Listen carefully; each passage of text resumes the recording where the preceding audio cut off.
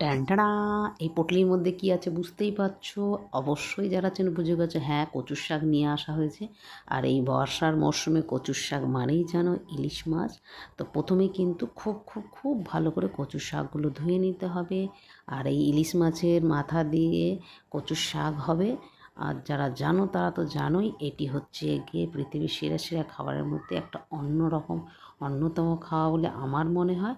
মুড়ো দিয়ে হবে কচুর শাক। আগের দিনের ইলিশ মাছের মাথাগুলো ছিল সেটা নিয়ে নিয়েছি, আজকে দুটো মাথা জম্পেশ করে কচুর শাক হবে। আর লেজা ঘেরাগুলো তেল, ইলিশ মাছের তেল দিয়ে ভাত খাওয়া হবে, ভাজা দিয়ে কাঁচা লঙ্কা দিয়ে।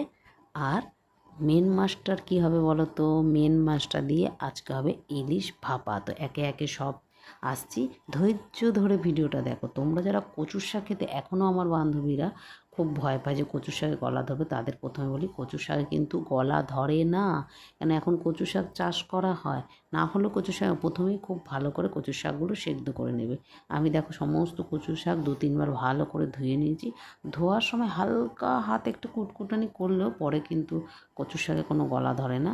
আর এই কচু শাক 3টে সিটি দিয়ে দেবো যাতে একদম সুন্দর ক্ষীরের মতো গলে যায়। এখন কিন্তু চাষের শাক খুব ভালো, আর গলা ফলা ধরে না। তার খরচ মানে কোনো খাটনি নেই। কচু শাকগুলো সেদ্ধ হয়ে গেলেই তারপর কিন্তু আমি এর মধ্যে একটু ছোলাও দিয়ে দিয়েছিলাম সেদ্ধ হতে। কচুর শাক দিয়ে কাঁচা ছোলা সেদ্ধ হয়ে গেল। মাছের মাথাগুলো কড়া করে ভেজে নিয়েছি।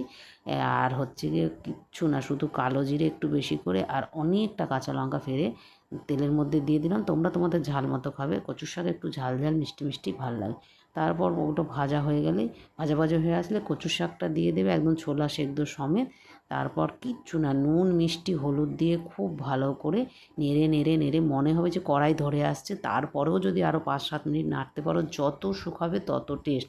তো কচুর শাক হয়ে গেল। আর আজকে হবে বলেছি মাছের লেজা আর ঘেরাগুলো ভাজা, মাছের তেল দিয়ে ভাত খেতে হবে। এই দিন কিন্তু প্রচুর ভাত খাওয়া হয়ে যায়। আজকে কিন্তু রেস্ট্রিকশান মানব না, আজকে একটু তেল খাবো।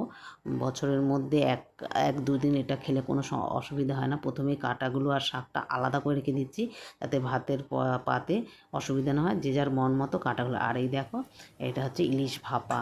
ইলিশের মেন ভালো পেটিগুলো দেখে নুন হলুদ সর্ষে পোস্ত কাঁচা লঙ্কা পেস্ট করে ঝাল দিতে হবে। ভালো করে মাছের মধ্যে মাখিয়ে অনেকটা সরষের তেল দিয়েছি, ওই জন্য প্রথমে বলছি আজকে একটা দিন তেলে ঝোলে খাবো। আর প্রেশারে 3টে সিটি দিয়ে নিয়েছি। আর এই সমস্ত রান্নাটাই কিন্তু গরম গরম ভাতে খেতে হয়। সমস্ত করে রেখেছি, আর প্রেশার থেকে বার করব না, আবার ঢাকা দিয়ে রেখে দেবো, যখন খাবে খুলবো। এই যে তেল আর সর্ষের ঝাঁঝ মানে দারুণ লাগে, আর তাড়াতাড়ি কিন্তু খেতে বসায়। মাছ ভাজা তেল দিয়ে যে ভাত খেয়েছি সেটা দেখাতে পারিনি, এখন কাঁটা দিয়ে ইলিশ মাছ কচুর শাক দিয়ে খাচ্ছি। জানোই ইলিশ মাছের কাঁটা খুব বেশি, তো আজকে আর ভিডিওটা বেশি বড় করছি না। সর্ষে পোস্ত দিয়ে ঝাঁঝ নিতে খাবো। তোমরা কারা কারা এরকম খেয়েছো কমেন্ট করে জানিও।